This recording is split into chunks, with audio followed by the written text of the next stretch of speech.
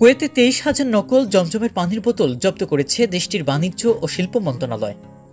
এছাড়া উদ্ধার করা হয়েছে নকল পানির বোতল উৎপাদনের সঙ্গে জড়িত অন্যান্য সরঞ্জাম।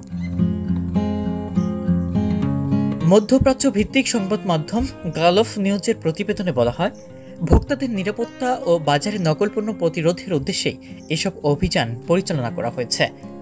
কুয়েতের বাণিজ্য ও শিল্প মন্ত্রণালয় সামাজিক যোগাযোগ মাধ্যম এক্সে শেয়ার করা এক ব্লগ পোস্টে জানায়, মন্ত্রণালয়ের নিয়মিত কার্যক্রমের অংশ হিসেবে একটি গুদাম পরিদর্শনে যায় তারা।